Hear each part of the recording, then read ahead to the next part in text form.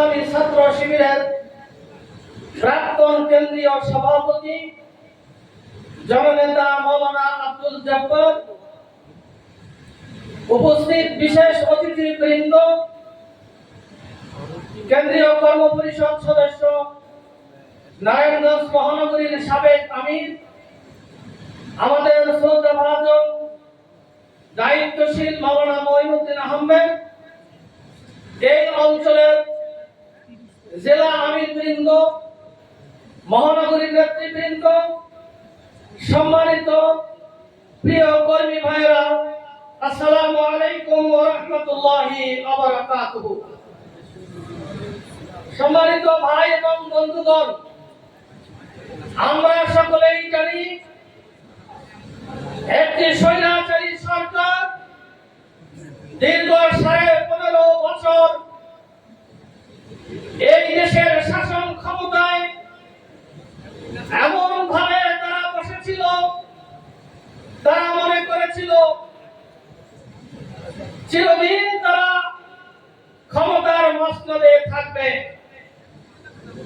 আমরা যারা দীর্ঘদিন এই জগদ্দল পাথরকে সরিয়ে ফেলার জন্য মাঠে ময়দানে ভূমিকা পালন করেছিলাম, আমরা অনেকে মনে করেছিলাম যে এই শক্তিকে পরাজিত করা মনে হয় অনেক কষ্ট হবে, কিন্তু আল্লাহ তাআলার এমন মেহেরবানি আমরা দেখেছি। ছাত্র জনতার আন্দোলনে 1 মাস 10 দিনের ব্যবধানে তাদের এমন পতন হয়েছে, তারা জঘন্যতম ইতিহাসের রাস্তা ধরে নিক্ষিপ্ত হয়েছে। ভাই ও বন্ধুগণ, যে ছাত্র জনতার আন্দোলনের তাদের ত্যাগ কোরবানির বিনিময়ে আমরা একটি নতুন বাংলাদেশ পেয়েছি।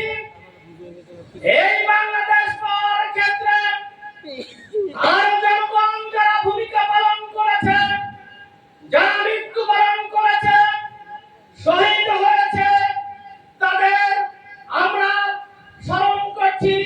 আল্লাহ রাব্বুল আলামিন তাদেরকে শহীদ হিসেবে কবুল করুন। সম্মানিত ভাই এবং বন্ধুগণ, 2006 সালে 28শে অক্টোবর পল্টন ময়দানে তারা যে পৈশাচিক কর্মকাণ্ড ঘটিয়েছিল, এরপর থেকেই বাংলাদেশ বারবার বিপর্যয়ের মুখোমুখি হয়েছে। 2009 সালে বিডিআর হত্যা, 2013 সালে হেফাজতের তরুণ আলেমদেরকে হত্যা করা এবং 2024 সালে ছাত্র জনতার আন্দোলনের মাধ্যমে তাদের পতন হয়েছে। এই পতনের পরে বাংলাদেশে এই শাসক গোষ্ঠীর বর্তমানে কোনো অস্তিত্ব খুঁজে পাওয়া যাচ্ছে না।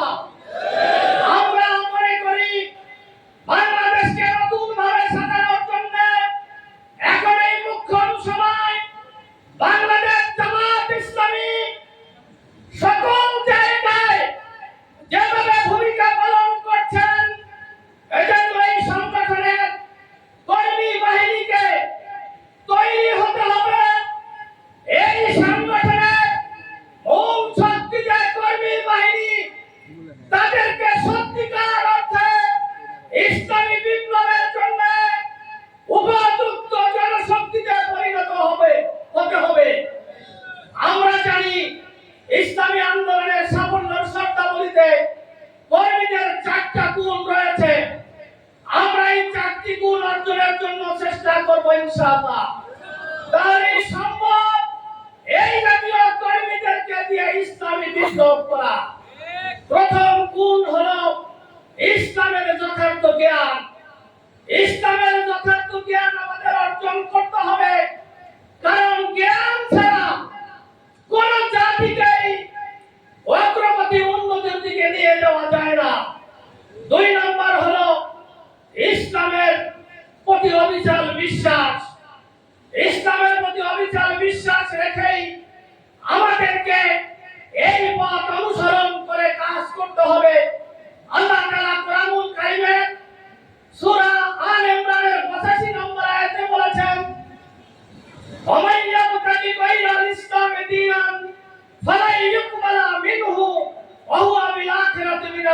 দিন কেউ যদি ইসলাম ছাড়া অন্য কিছু তালাশ করে আল্লাহ বলছেন তার কাছ থেকে তা গ্রহণ করা হবে না, কিয়ামতের ময়দানে সে ক্ষতিগ্রস্ত হবে। এজন্য ইসলামের প্রতি অবিচল বিশ্বাস আমাদের রাখতে হবে, সেভাবে কাজ করতে হবে। 3 নম্বর গুণ হলো চরিত্র কর্ম। চরিত্র কর্ম হলো কথা এবং কাজের মিল রেখে আমাদের জীবন পরিচালনা করতে হবে। 4 নম্বর গুণ হলো দিন হচ্ছে জীবন উদ্দেশ্য। এই দিনকে জীবন উদ্দেশ্য হিসেবে আমাদের গ্রহণ করতে হবে। আমরা যদি সেইভাবে নিজেদেরকে তৈরি করে আমাদের ভূমিকা পালন করতে পারি, আমাদের বিশ্বাস আমরা যে সমাজের স্বপ্ন দেখছি এরকম একটি সমাজ কায়েমের জন্য আমরা যথাযথ ভূমিকা পালন করতে পারবো ইনশাআল্লাহ।